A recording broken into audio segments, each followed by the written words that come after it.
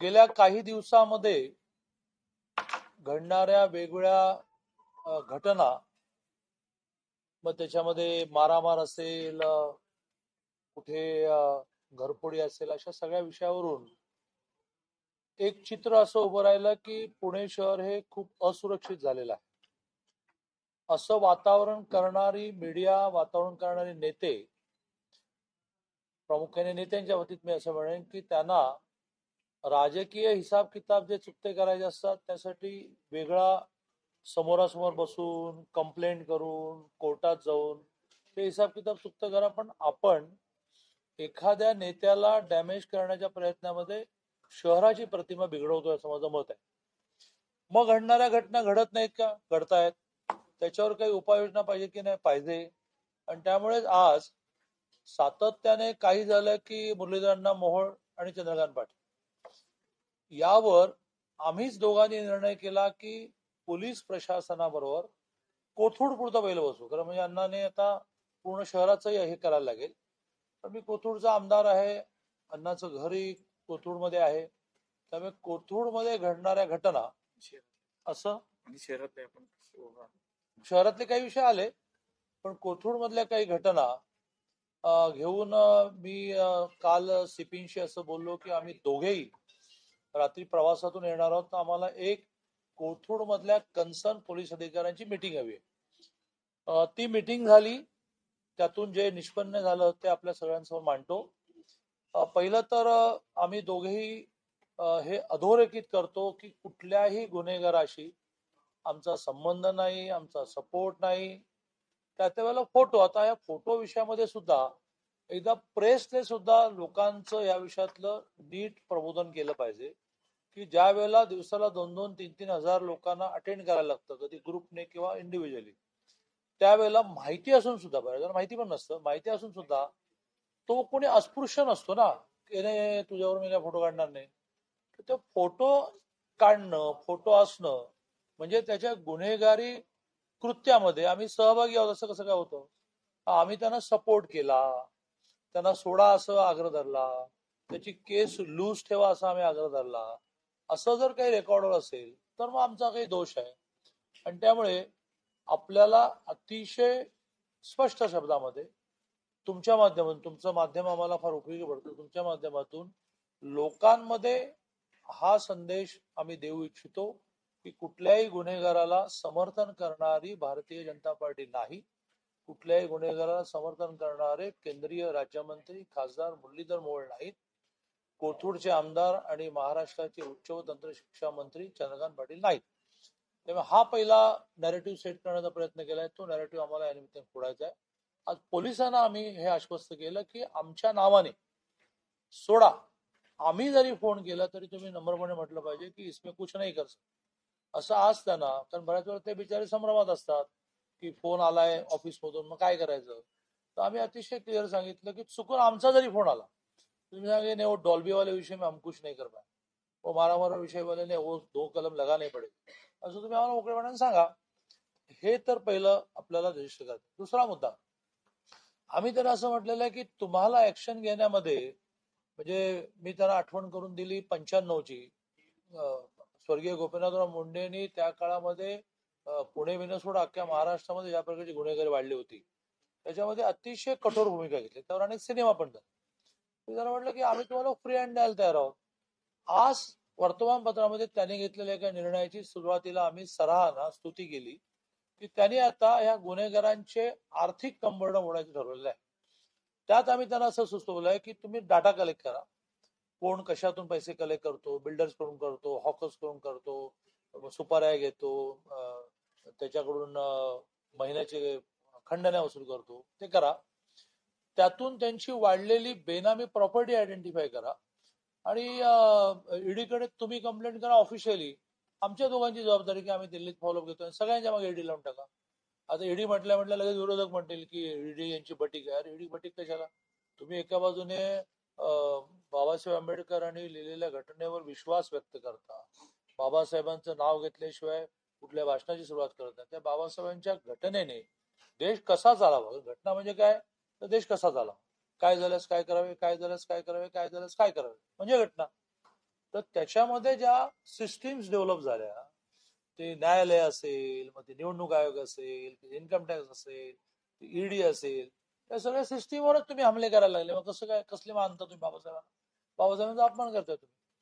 त्यामुळे आता तुम्ही काय म्हणणार याच्याशी आमचा काही संबंध नाही. आम्ही पोलिसांना असं म्हटलं की तुम्ही ईडीकडे लेखी कंप्लेंट करा. ते येत्या आठवड्याभरामध्ये सगळ्या पुराव्यांच्या सहित, नावासहित ईडीकडे लेखी कंप्लेंट देणार आहेत आणि आम्ही कन्सर्न मिनिस्टर्सचा दिल्लीमध्ये पाठपुरावा करू. हा एक दुसरा मुद्दा झाला की त्यांचा आर्थिक. तिसरा मुद्दा, रोजच्या जीवनामध्ये तुमची दहशत निर्माण होईल, हे सगळं सायकोलॉजिकल वॉर असतं. हे बाबा रे, केस लागेल, पासपोर्ट नाही मिळणार, हा सायकोलॉजिकल फिअर निर्माण करण्यासाठी तुम्ही खूप रेग्युलरली जे जे ज्याला म्हणतात रेकॉर्डवरचे गुन्हेगार आहेत त्यांना वारंवार बोलवत जा. दिवस तुम्हाला त्यांना अटक करता येत नाही, दिवस बसवत जा. सायकोलॉजिकल डिस्टर्बन्स निर्माण करा. मध्ये मध्ये काहीतरी घटना घडल्यानंतर तुम्ही ज्याला आपण संचलन म्हणतो तसं परेड काढा. आणि सगळ्यात शेवटचा मुद्दा जो सांगून माझं बोलणं संपवतो, शेवटचा मुद्दा म्हणजे तुम्ही आता त्याने काय खूप चांगली आकडेवारी दिली, पण तुम्ही का प्रेस घेत नाही, प्रेसशी का कनेक्ट होत नाही, का तुम्ही सोशल मीडिया पॉवरफुल करत नाही? आता त्यांनी असं म्हटलं की वर्षाला ज्या पुण्यात मर्डर होतात त्या त्याच्या सरासरी गेल्या वर्षीपर्यंत 8.5 होतं, आता त्या वर्षी 6वर आलं. पासून ते गुन्हेगारी गुन्हेगारी आणि गुन्हेगार अशी फिगर गेल्या वर्षीच्या जवळजवळ निम्म्यावर आलेली. म्हटलं तुम्ही सोशल मीडियातून आलं पाहिजे. लहान मुलं बिलो 18 गुन्हेगारीत असतात, त्यांना सुधारण्यासाठी त्यांनी मोठ्या प्रमाणात त्यांना उद्योग सुरू करण्यासाठी मदत करण्यासाठी परिवर्तन मिशन परिवर्तन माहितीच नाही. म्हटलं आम्हाला माहिती नाही तर लोकांना कशाला माहिती असेल? तर तुम्ही तुमचं सोशल मीडिया स्ट्रॉंग केला पाहिजे. तुम्ही प्रेसशी संवाद निर्माण केले. तुम्ही प्रेसशी असं वातावरण करता की नाही नाही नाही हम कोई बातमी नाही देंगे. तर त्यामुळे तो एक मुद्दा आला. बाकी डिटेल्स या संदर्भात एक शेवटचा आणखी मुद्दा म्हटला पाहिजे की कोथरूड सारख्या हिंदू बहुल मतदारसंघामध्ये मुस्लिमांची संख्या, मुस्लिमांच्या कारवाया वाढणं, याला पोलिसांनी वेळेत कंट्रोल केलं पाहिजे. मग तो इथल्या दर्ग्याचा विषय असेल किंवा काय असेल, म्हणजे रफिक मुसलमान आहे मग ते हिंदू मुस्लिम करायचं की नाही, का 2 वडर समाजातल्या मारामारीमध्ये कोणाच्या एकाच्या बाजूने रफिक गेला, रफिक शेख आहे ना अण्णा, रफिक शेख वर केसेस असतील तर कारवाई करा. कशासाठी राज्यमंत्री केंद्रीय मुरलीधर मोळांशी त्याचा संबंध होता, त्यांनी असं पोलिसांनी सांगितलं की रफिक पे कुछ ऍक्शन मत लो. त्यामुळे केवळ एका बाजूने रफिक म्हणून हिंदू मुस्लिम न करता, पण हिंदू मुस्लिम विषय कोथरूडमध्ये डेव्हलप होत चालला, आता अतिशय संत गतीने चाललाय. त्याच्यावर वेळेत पोलिसांनी लक्ष दिलं पाहिजे. इथल्या दर्ग्याच्या विषयामध्ये चॅरिटी कमिशनर पुढे नीट केस चालली पाहिजे की याच्यातले ट्रस्टी कोण आहे आणि इथे दर्गा आहे का काय आहे, उरूस, बाहेरून मंडळी येणं, नमाजाला सुरुवात होणं.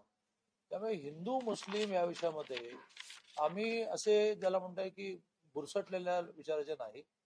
आम्ही ज्या विचारापासून प्रेरणा घेतो राष्ट्रीय स्वयंसेवक संघ, त्या संघाने हिंदू या विषयाची व्यापक कल्पनाच मांडलेली आहे की जी पूजा पद्धतीशी जोडलेली नाही. काही पूजा नाही करत, देव मानत नाही, तोही हिंदू आणि तोही आमचा संघाचा स्वयंसेवक आहे. उपासना पद्धतीला कोणाचा विरोध आहे, पण उपासना कुठेही करायची, उपासना कशीही करायची, दुसऱ्याच्या उपासनाला विरोध करायची आणि म्हणायचं की मग तुम्ही सर्व धर्म समभाव. सर्व धर्म समभावामध्ये सर्व धर्म समभाव आहे. तुमच्याही धर्माला रिस्पेक्ट, आमच्याही धर्माला रिस्पेक्ट. आणि हा अँगलही आम्ही पोलिसांपुढे आणलाय की अशा कारवायांकडे लक्ष ठेवलं पाहिजे. सामान्य मुसलमान बिचारा रोजची रोजीरोटीमध्ये अडकलेला असतो. 4 मुस्लिम नेते त्यांच्या स्वार्थासाठी काही करत असतील, त्याला हिंदू मुस्लिम रंग देणं कारण नाही, पण ते त्या दिशेने चाललं नाही ना, याची पण काळजी पोलिसांनी घेतली पाहिजे. आज जरा मला वाटतं कोथरूड इथल्या घटना यावर कॉन्सन्ट्रेट करू. बाकी गोष्टी आपण अन्य वेळेला बोलू शकतो.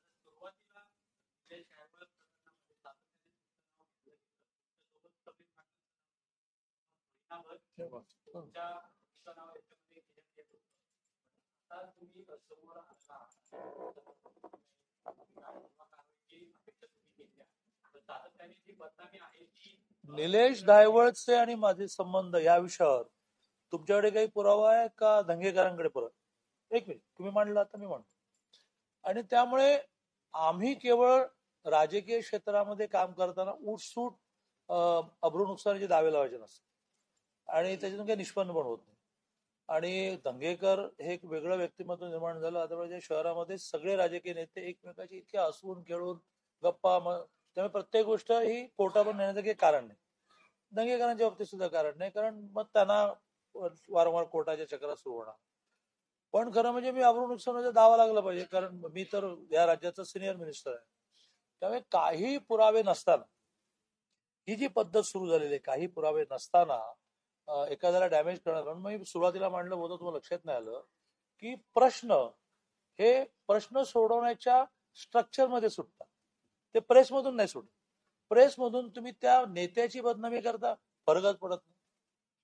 पण तुम्ही शहराची बदनामी, या शहराकडे बघण्याचा दृष्टिकोन काय बाहेर होत चालला की इथे क्राईम फार वाढला.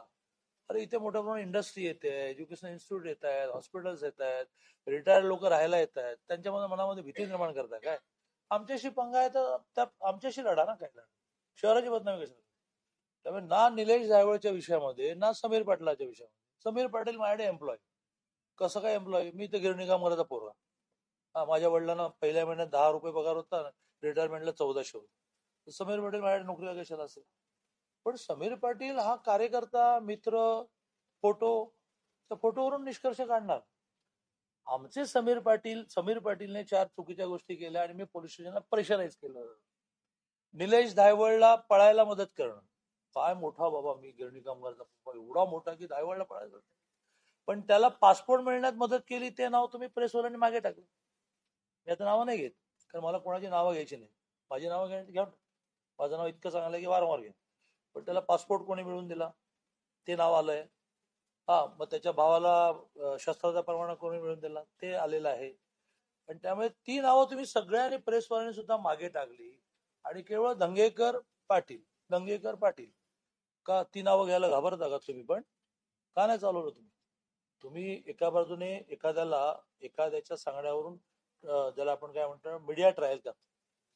मीडिया ट्रायल ज्याने पासपोर्ट मिळण्यात मदत केली, पोटपोटी नाव आहेत, मला नाही घ्यायची ती. त्यामुळे माझं म्हणणं असं आहे की अरे आम्ही खूप मुळात फकीर आहोत, काय तुम्ही आमचं वाकडं करणार? ती लढाई लढा ना, निवडणुकीतली लढाई लढा, जिंका महानगरपालिका. आज तुमच्या समोर चॅलेंज देतो, 100च्या जागी जागा आल्या ना तर बघा तुम्ही, चॅलेंज ओपन, ते नाही करायचं आणि आपण खडे मारत बसायचं, कारण तुम्ही दाखवत बसता दिवस.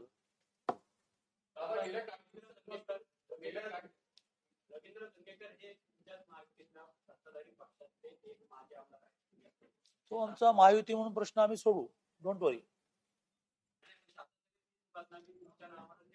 ठीक आहे, एकनाथ शिंदे हे माझे परम मित्र, नुसते मित्र नाही. कारण 14 ते 19 आमचं दोघांचं डिपार्टमेंट एक होतं.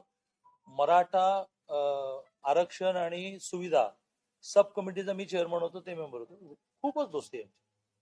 त्यामुळे त्यांना कालही मी म्हटलं की हो काय चाललंय, आता प्रत्येकच गोष्ट ही अशी पटकन सुटते असं नाही ना. हा, अनेक विषयांमध्ये अल्पवयीन तरुणांचा सहभाग जो आहे तो वाढलाय. सरकार म्हणून एक नवीन कायदा अल्पवयीन तरुणांचं वय कमी करून त्याबद्दल नवीन कायदा करण्यासाठी यावर राज्याचे माननीय मुख्यमंत्री महोदय आणि ते गृहमंत्री पण आहेत, ते खूप सिरियसली विचार करतायत. यात काय होतं आपण समजून घ्या. माझी तुम्हाला सगळ्यांना हात जोडून विनंती आहे, मी अतिशय गरीब राजकीय नेता असूनही माझ्या परीने मी तुम्हाला स्कॉलरशिप वगैरे देऊ शकतो, पण तुम्ही जरा अभ्यास वाढवा.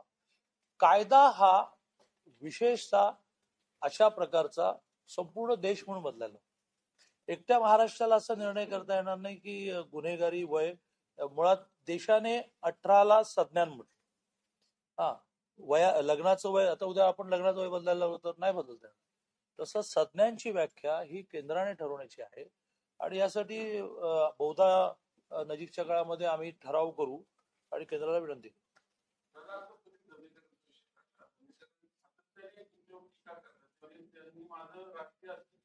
इतके काय काय तुमचं पण कळत नाही की एखाद्या माणसाला, अरे या शहरामध्ये माशेलकर राहतात, या शहरामध्ये अनेक विद्वान राहतात, त्यांच्यावर काय चाललंय मला काही कळत नाही. तुम्ही पण असं कसं काय करता मला म्हणजे म्हणजे तुम्ही प्रश्न विचारायला टाळत नाही. कागद नाही पुरावा रोजचे आरोप आता बंद केला. दंगेकरांवरच्या आरोपांची जंत्री गणेश बिडकरनी दिली पुरावे सहित, ती तुम्ही चालवत नाही. माझ्यावर एक पुरावा नाही तर चालवता. तुमचं स्वातंत्र्य आहे.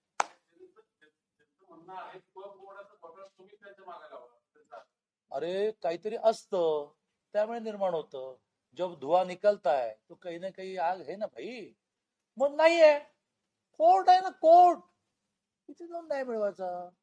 नाही मिळाला न्याय ना, माझा अर्थ बाजू लंगडी आहे. मग अजून चांगले वकील लावा, अजून चांगले पुरावे गोळा करा, वक मधून बाहेर पडा. समजा वकची जमीन काही कारण नसताना आमच्या अण्णाला त्या जैन समाजाच्या जागेच्या बाबतीमध्ये बदनाम केलं की नाही. तो इतका मोठा आहे की असं काही होत नाही, पण तिथे तर आहे ना. आणि तुझ्याच एका सॉरी मी कधी कोणाला एकरी बोलतो, तुमच्याच इंटरव्ह्यू मध्ये तुम्ही जेव्हा त्याला बोलता करायचा प्रयत्न केला की ते वक हो मी वकची बळकावली, जैनांची थोडी बळकावली, हे वाक्य आहे तुझ्याच इंटरव्ह्यू मध्ये. अच्छा, म्हणजे वकची बळकावली हे मान्य करतो ना मी, जैनांची नाही बळकावली, मी हिंदुत्ववादी आहे. ही हिंदुत्वाची कल्पना आहे. हिंदुत्वाची कल्पना खूप ब्रॉड आहे. मुसलमानांची जागा सुद्धा बळकवता कामा. मग तुम्ही नाही बळकवली, मी काय कोणाच्या मागे बघा. तू माझ्याशी खूप जवळीक आहे तुझी, मी त्यातला सामान्य माणूस. मला बरं वाटतं, पण मी केवढा मोठा की निलेश धायवाला पळायला मी मदत केली, दंगेकरचा वकचा घोटाळा मी काढला. काय मजा आहे. आज नको आजच्या बैठकीत काहीच नाही. हे आलं की हे आलं शहर म्हणून काही विषय आले, ट्रॅफिकचे विषय आले, घरफोड्यांचे विषय आले, प्रामुख्याने ट्रॅफिकवर आम्ही बोललो, शाळा कॉलेजच्या बाहेर असणाऱ्या टपऱ्यांचे विषय आले. गुन्हेगारी जी वाढते ना ती बिल्डर्स कडून पैसे घेणं. त्यामुळे हा विषय आला की तुम्ही बिल्डरची मिटिंग घ्या, त्यांना कॉन्फिडन्स द्या. तुमच्या पैशावर ही गुन्हेगारी पोचली जाते हे त्यांना सांगा. 10-10 फ्लॅट घेतले जातात हे रेकॉर्डवर आलंय. एक कोणीतरी गुंड 10-10 फ्लॅट घेतो. बरं काय झालं गंमत म्हणून सांगतो, माझ्याकडे एक जण आले, ते म्हणाले की तुम्ही का फ्लॅट बीट मागत नाही. म्हटलं तर आम्हाला काही लागतच नाही असं म्हणून त्याने मला किस्से सांगितले. किस्से कसे अख्खे अख्खे फ्लोअर मागतात, कन्स्ट्रक्शन रेटला मागतात. म्हटलं कन्स्ट्रक्शन रेटला मागतात हे सुद्धा चांगलं आहे, कन्स्ट्रक्शन रेट देणार आहेत तर कुठलेही देतात म्हणाले म्हणतात नुसते.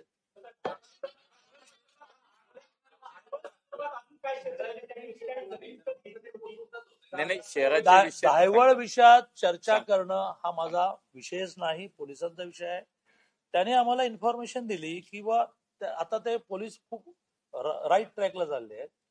बेनामी संपत्ती त्याने आता नगरची शोधली, कारण ईओडब्ल्यू ला आणि ईडीला बेनामी प्रॉपर्टी हा इश्यू असतो ना, किंवा हवाला असतो, इकडून तिकडे पैसे ट्रान्सफर. त्यावर त्यांनी मस्त कॉन्सन्ट्रेट केलं. यांच्याकडे यांच्या केडरला द्यायला पैसे कुठून येतात, ते पैशाचा स्त्रोत कापून काढा ना. त्यामुळे निलेश दायवळची प्रॉपर्टी हा माझा काही विषय नाही, निलेश पळून कसा गेला माझा विषय नाही, तो कुठे लपलाय माझा विषय, पोलिसांचा विषय. कोणता आज आपलं ठरलं कोथरूडली गुन्हेगारी जास्त पुण्यातली गुन्हा पार्थ पवारसाठी पाठवून देतो तुम्हाला. कुठला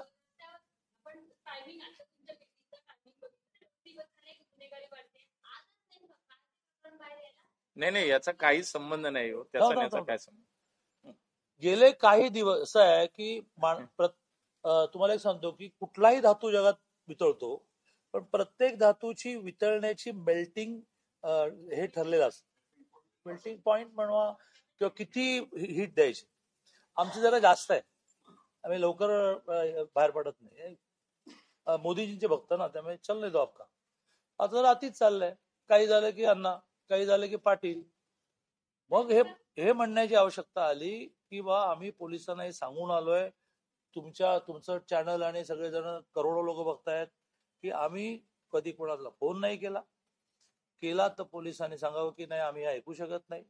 आमच्या कार्यालयातून फोन आले तरी सुद्धा आम्हाला कन्वे करा हे सांगितलं. तर आता का तर पुन्हा एकदा त्या परवाच्या 2 समाजातली मारामारी, एका समाजाच्या बाजूने एका धर्माचा माणूस उभा राहिला, मग लगेच त्याला हिंदू मुस्लिम करणं हा विषय बाजूला ठेवू. पण मग तो बीजेपीचा पदाधिकारी आहे, अण्णाचा मित्र आहे, चला पुन्हा अण्णाची लोकप्रियता सध्या फारच वाढत चालली. काही झालं की अण्णा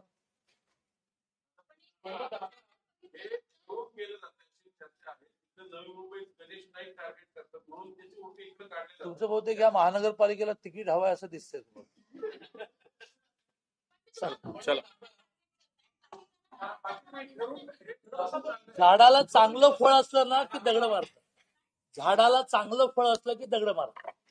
ते सुकलेल्या आंब्याला कोण फटका मारणार. आता आम्हाला डॅमेज केलं तर त्यांना वाटतं बीजेपी डॅमेज होईल. चला. झालं ना.